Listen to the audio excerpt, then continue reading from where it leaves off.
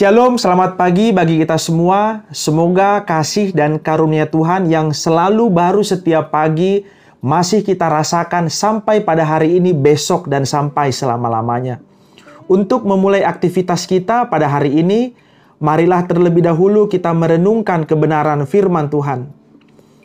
Firman Tuhan pada hari ini tertulis dalam Mazmur 119 ayat yang ke-52.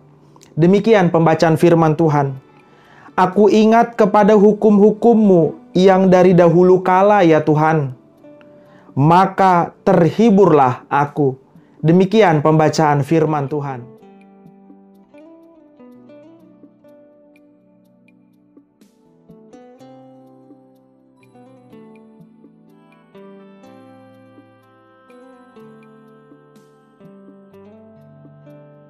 Saudara-saudari yang dikasihi oleh Tuhan kita Yesus Kristus, mari kita ingat hal apakah yang membuat saudara terus bertahan walaupun pergumulan hidup terus menekan. Hal apakah yang membuat saudara terus bangkit walaupun kesulitan terus menghimpit. Seorang suami atau ayah sebenarnya tak lagi sanggup untuk bertahan. Selain karena ia kehilangan pekerjaan, ia juga terlilit oleh hutang. Tapi ketika ia mengingat ada istri dan anak-anak yang selalu berdoa untuknya dan yang begitu mengasihinya, ia kembali bangkit dan menatap masa depan. Seorang istri yang sudah sangat berbeban berat karena suaminya ringan tangan, mulut suaminya penuh dengan caci dan maki. Sebenarnya ia berencana untuk mengakhiri pernikahannya. Tapi karena sang istri mengingat janji setianya kepada Tuhan, maka ia terus bertahan dalam sakit. Lalu ia bangkit untuk memperbaiki keadaan. Oleh karena itu, apa yang kita ingat ternyata itu sangat menentukan hidup kita. Hidup pemazmur ketika itu juga sulit dan terhimpit. Ia dikelilingi oleh orang-orang fasik yang terus-menerus mencemoohnya. Tapi apa yang membuat ia terus bangkit dan bertahan dalam iman? Pemazmur terus mengingat-ingat hukum dan ketetapan Tuhan. Pemazmur justru mendapat penghiburan dari ingatan-ingatannya akan firman Tuhan. Pemazmur memberi ruang dan waktu kepada Tuhan agar setiap hukum dan ketetapannya mengisi hidupnya. Ia tidak memberi tempat bagi orang-orang fasik juga cemoohan tersebut untuk mempengaruhi seluruh hidupnya. Dengan kesaksian iman yang demikian, pemazmur mengajak umat Tuhan ketika itu untuk mengingat kembali sejarah perjalanan padang gurun yang dilalui oleh moyang mereka.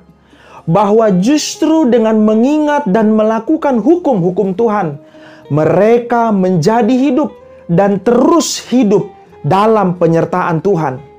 Tuhan Yesus Kristus ketika dicobai oleh iblis dalam pencobaan di padang gurun mampu memenangkan pencobaan itu dan mengalahkan iblis karena Yesus memberi jawaban dengan firman Tuhan yang ia ingat dan ia hidupi. Dalam Lukas 11 ayat 28 Yesus berkata, "Yang berbahagia ialah mereka yang mendengar firman Allah dan yang memeliharanya." Ini artinya baik bagi pemazmur juga bagi Tuhan Yesus, firman Tuhan yang diingat dan dipelihara dalam hati membuat hidup kita berbahagia dan mendapat penghiburan. Saudara-saudari yang dikasihi oleh Tuhan kita Yesus Kristus, masih ingatkah saudara firman Tuhan yang diberitakan satu hari yang lalu? Atau bagaimana dengan ayat firman Tuhan yang diberikan kepada saudara ketika kita menyaksikan iman atau naik CD? Masih ingat? Lalu bagaimana dengan suami istri? Masih ingatkah kita dengan firman Tuhan yang diberikan ketika menerima pemberkatan pernikahan? Bila jawabannya masih ingat, kiranya itu menjadi kekuatan dan penghiburan bagi saudara untuk melalui hari demi hari bersama dengan Tuhan. Tapi bila jawabannya tidak ingat, maka mari saya mengajak saudara hari ini, saat ini, setelah renungan ini diakhiri dengan doa, segeralah cek warta jemaat di gereja saudara, atau juga buka berkas-berkasmu. baca kembali ayat-ayat firman Tuhan tersebut.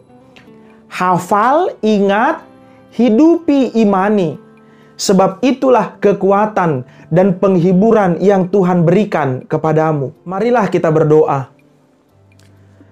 Ya Tuhan Allah Bapa kami yang maha baik, terima kasih ya Tuhan atas setiap firman yang Engkau perdengarkan kepada kami. Berkatilah ingatan kami ya Tuhan, agar firman-Mu itu boleh kami hafal, ingat, boleh kami hidupi dan imani. Karena kami yakin firman-Mu, hukum-hukum-Mu, dan setiap ketetapan-ketetapan-Mu, itulah kekuatan kami, itulah penghiburan kami untuk melalui setiap kehidupan yang masih Tuhan berikan kepada kami. Di dalam Kristus Yesus, Tuhan dan Juru Selamat kami yang hidup, kami berdoa kepadamu. Amin.